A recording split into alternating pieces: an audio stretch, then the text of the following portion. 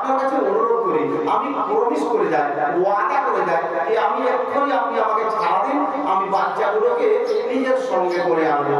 যখন হরিণ ছাড়া পেল তখন ছোট ছোট বাচ্চাটাকে নিয়ে আসতে জঙ্গলের গভীরে ঢুকলো।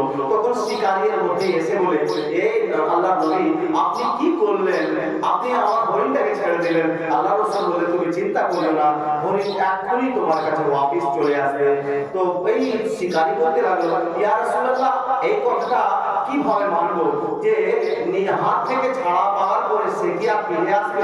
আল্লাহ রাসূল বললেন, হ্যাঁ অবশ্যই আসবে, তুমি দেখিও। কিছুক্ষণের পরে আমার হরিণটাকে ফিরে পেয়ে ওই শিকারী এমন আশ্চর্য হয়ে গেল যে আল্লাহ রাসূলের পায়ের তলবের নিচে পড়ে সঙ্গে সঙ্গে ক্ষমা প্রার্থী হলো এবং নিজের ঈমান হাসিল করে সে কলমা পড়ে নিল। তো ভাই ব্রাদার, তখনকার এই লাইনে কে রহমত কা চর্চা सुनकर हरनी ये बोली सरकार से, अरे आका इजाजत दे दो तो बच्चे को लाऊं बड़े प्यार से,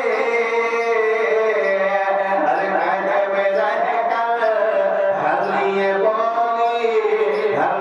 बोली मेरे नबी से सब रंग है बेकार, नबी मेरे आ गए हैं, नबी मेरे आ गए हैं।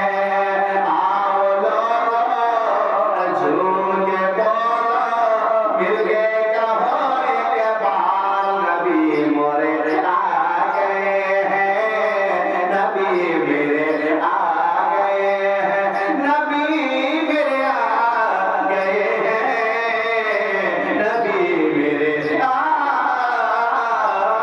गए हैं। তো ভাই ব্রাদার, আপনারা সকলে ভালো থাকবেন, বেহেদার থাকবেন এবং সকলকে ঈদুল আজহার এক হার্দিক শুভেচ্ছা। সকলে ভালো থাকবেন, খুশি থাকবেন, মিলেমিশে থাকবেন।